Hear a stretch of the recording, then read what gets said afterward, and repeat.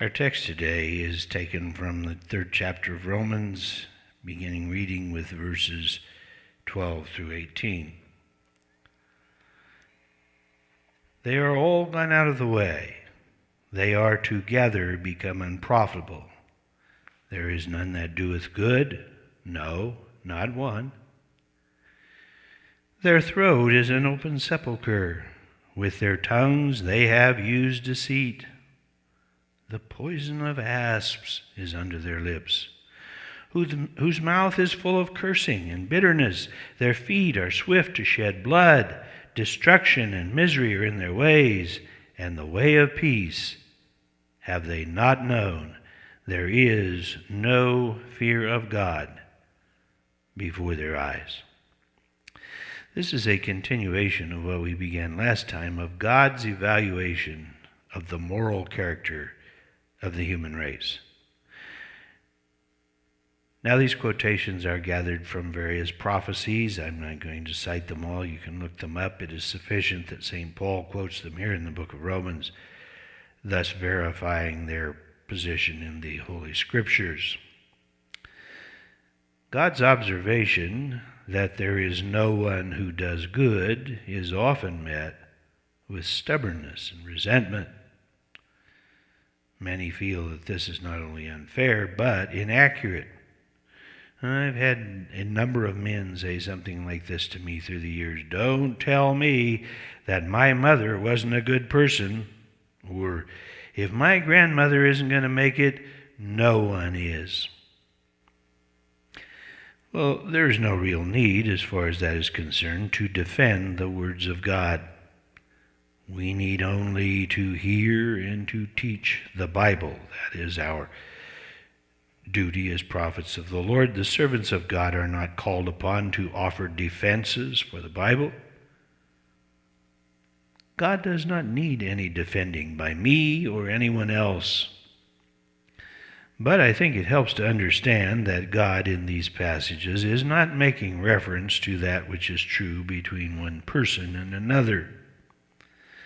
God is not saying that in my eyes or yours there is no one who is good. But as God looks into the heart, as he sees and evaluates the motives of the individual, and as he compares what he sees in that life to what he demands in terms of holiness and perfection, there is no one who measures up.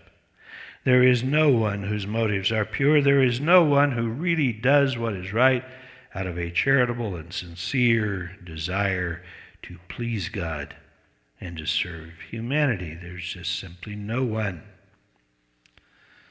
All people, irrespective of how their deeds appear on the surface to you and me, are weighed in the balances and found wanting before God the judge.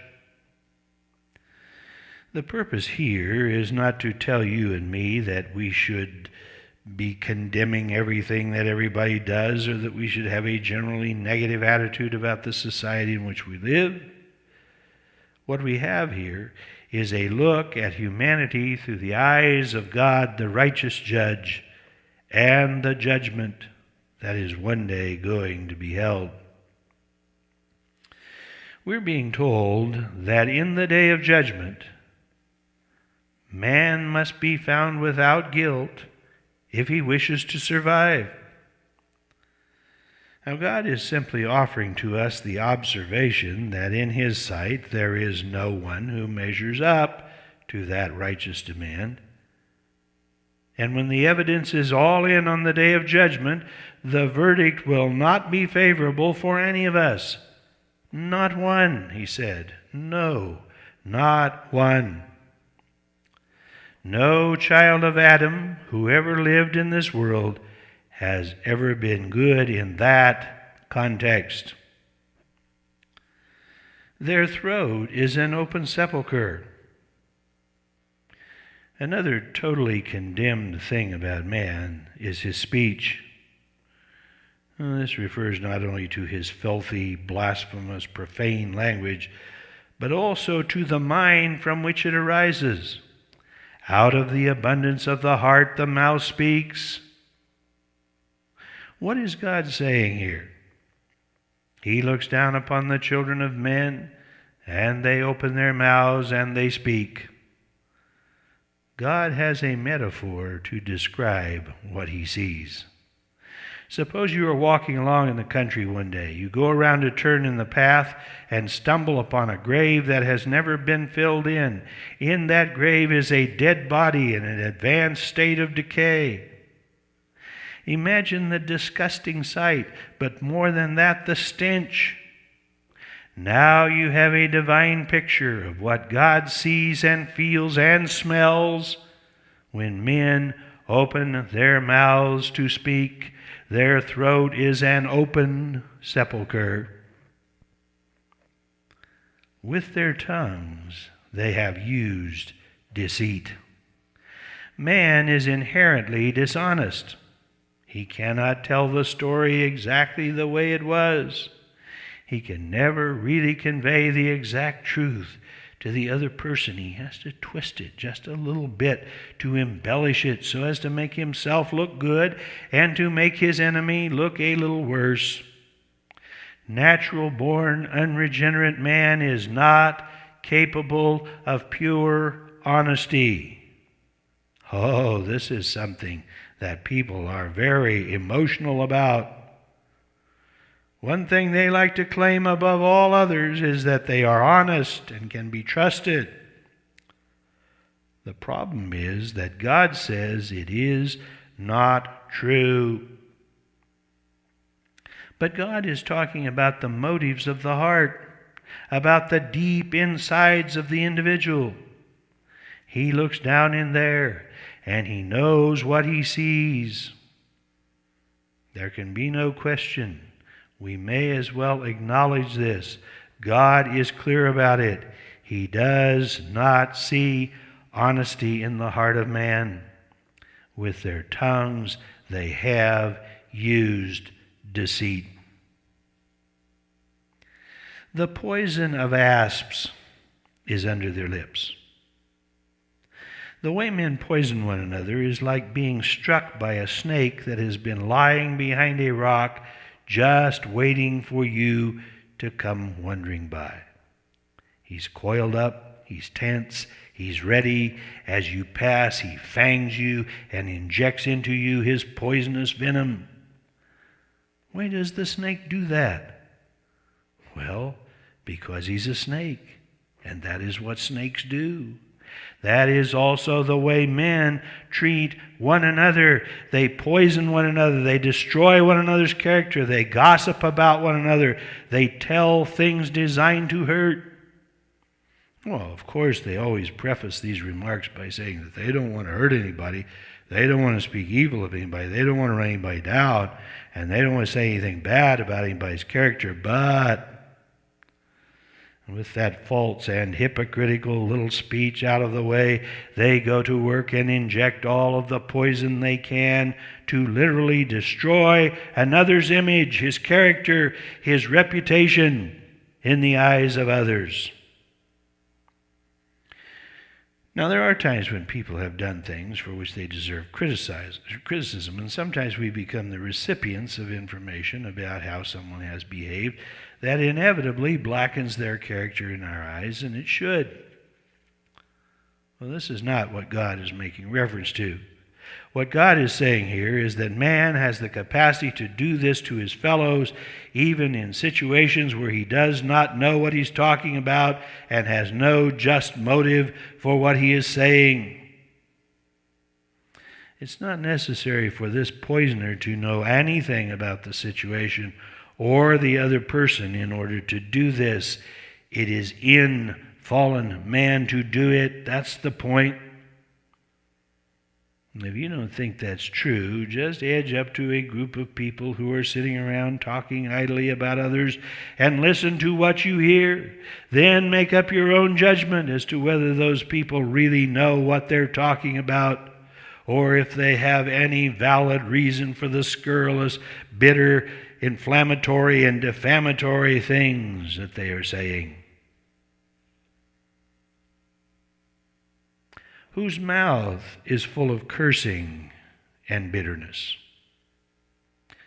Why is it that people curse, blaspheme, and use the name of God to speak to one another in a derogatory way and use filthy language to project maturity, toughness, individuality, manhood, or some other aspect of the ego? Why do they do this?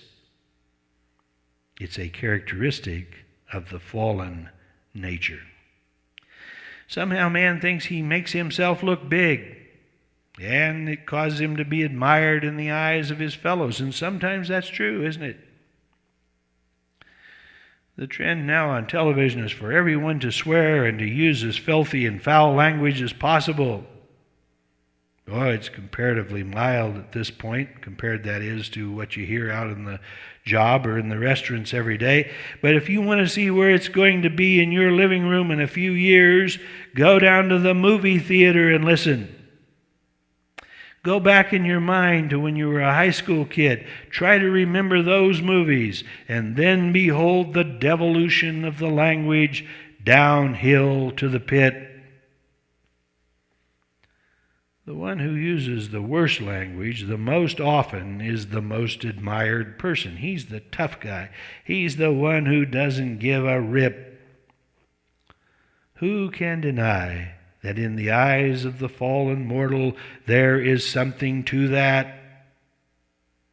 Often people are admired for the bad language they use, and you will be immediately branded if you do not speak with this vehement, blasphemous, sacrilegious, self-assertive, filthy language. If you let your yeas be yea and your nays be nay, people are apt to ask, what's the matter with him? Does he go to church, or what is it? Why does he just talk? Why doesn't he curse and swear and use foul language like everybody else? This is the way of the world.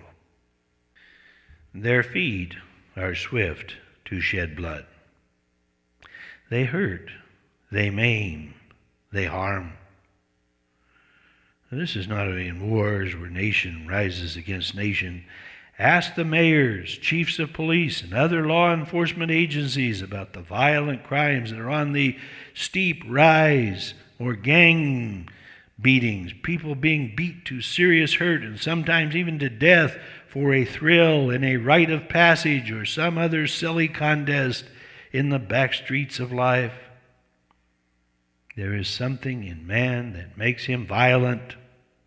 He wants to hurt or destroy the other person. Their feet are swift to shed blood. Give them an excuse, or let society take a turn, as it has now, to where this kind of thing is more and more accepted and less punished, and you will see it rise in frequency. You'll see it become the theme of entertainment and hear it more and more in people's speech. This is characteristic of fallen mortality. Their feet are swift to shed blood, and the ways of peace have they not known. Well, we hardly need to enlarge upon this, do we? I'm old enough to remember hearing my father and my uncles talking about World War I. That was the war to end all wars. After that war was over, the world had seen weapons of destruction that had been developed that no man would ever dare to start a war again. World War was the war that was supposed to make wars obsolete, but then World War II came along, and there was worse devastation by far. I remember a Sunday afternoon picnic in Grace Ada Park in Modesto, California in the mid-1940s. A nuclear device had been tested in the South Pacific, as I recall it. I remember Dr. Edward Teller coming on the radio in his broken English and saying that this ensured us that the era of peace had come to the world. The reason was utterly simple. No civilized people in their right mind would ever take a force like this and make it into weapons. But we did make weapons with it. The nuclear bombs were dropped in the Far East. This was supposed to be it for certain. Surely now the human race was mature enough and wise enough to understand that there had to be a better way than war to settle disputes. Surely this would end all wars. But other wars followed. Now there are thousands of nuclear weapons throughout the world in the hands of madmen with no control. There is more trouble throughout the world today than ever before. Grown men, the most qualified leaders, the most intelligent, supposedly that is, and mature, cannot get together and come to something as simple as peace. Why? Because they do not know the ways of peace. It is not in man to be at peace with his fellows. You can object to that. You can resent that. You can resent it being said. But the proof is in the pudding. Look at the history of man in this world. From the dawn of civilization down to the present time, it's one long commentary of bloody war after bloody war, each worse than the other. It's not the ignorant, the uneducated, and the criminal who starts wars. It's the heads of government, the most honorable men. There is no understanding of the ways of peace in the human race. We cannot be at peace with one another. Just now, the 50th anniversary of the atomic age is here, and historical revisionists are once again trying to make, not teach, history. Bleeding Hearts and other disloyal Eastern sympathizers are hysterical about how terrible it is that we are victimized like this by our leaders and our political systems. Yes, that is sad, but you can bring it down to two of the simplest old country boys you ever saw who take their families off into the backwoods. Each of them gets a little piece of land, and they build a stone fence between them. Then they move a mile further back to build their houses. But it will not be very long, and there will be a feud going. They will be saying things about one another. One of them's son will not be treating the other's daughter right. One of them will not be doing his part to keep up the fence. Somebody's cow will be over in somebody else's corn, and the fight will be on.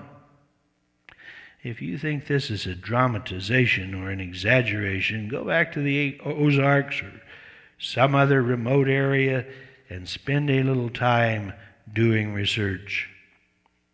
You will find one long, bitter blood feud between families of people who've grown up together and have been lifelong friends, but who fight like cats and dogs.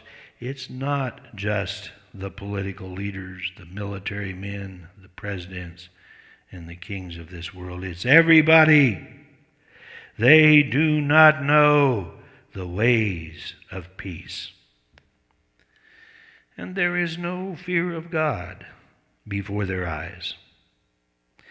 If, while speeding, a man looks in his rearview mirror and sees a black and white car whip out and get in behind him, he immediately experiences a fear of that authority that will slow him down. You can drive down the highway and see it for yourself.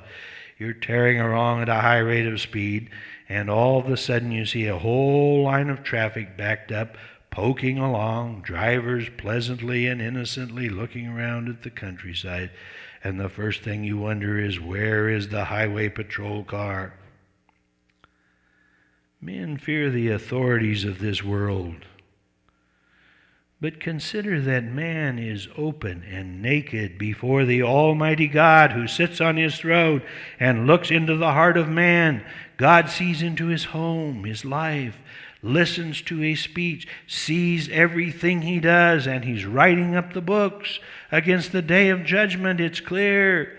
But man does not care. He goes on in his blasphemous, hard-hearted, immoral, sacrilegious, self-seeking way, and he could not care less about God. For the greatest part of his life, he doesn't even think that God is there. It doesn't even occur to him. There's no fear of God before his eyes. Man fears virtually everything in this world more than he fears God. He fears a snake more than he fears God. He wouldn't get down on his hands and knees and poke his finger in the face of a rattlesnake, but he openly, callously, defiantly curses and violates every law of God. He expresses utter contempt for God the Creator. He comes up with all sorts of blasphemous and sacrilegious theories and ideas that are an insult to God and that are designed to destroy the idea of God in society. No, God said, they have no fear of me. Now we have seen God's view of man. This is God's view. These are his own words given to the prophets and quoted here by St. Paul. It's brief, but it's comprehensive. It deals pretty much with all the various aspects of man's character, thoughts, and expressions. It tells what kind of a person natural-born man is, how he thinks, and what he does. So in verse 19, the apostle said, "Now we know that whatsoever thing the law saith, it saith to them who are under the law, that every mouth may be stopped, and all the world may become guilty before God."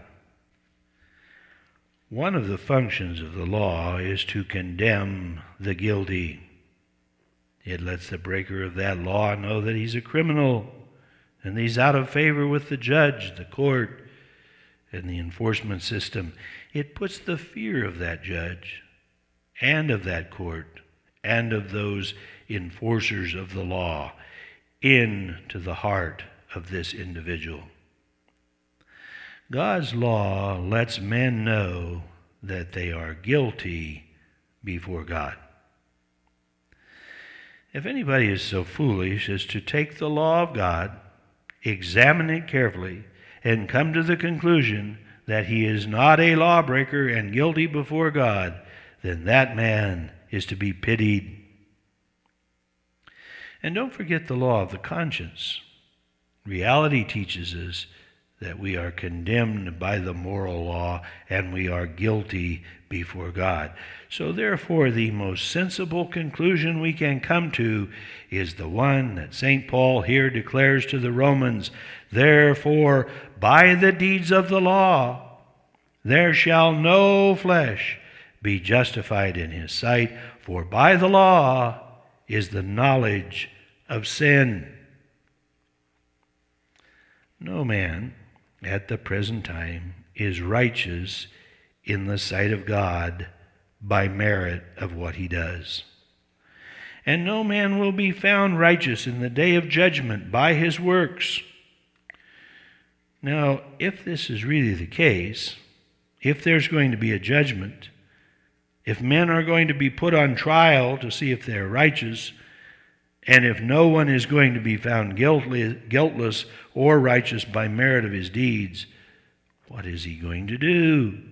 This is bad news. Indeed, what is the hope for us, or is there any? Yes, there is hope. And that hope is the good news, the gospel of Jesus Christ. But now the righteousness of God without the law is manifest, being witnessed by the law and the prophets. That's verse 21. God has a program whereby we may be justified in his day and acquitted, and it's not through this process of man and his own moral character observing and keeping the law of God. It is some other way. Do you know what that other way is? Are you sure? Tune in next time, and we will begin to make sure, because your eternal destiny rides on it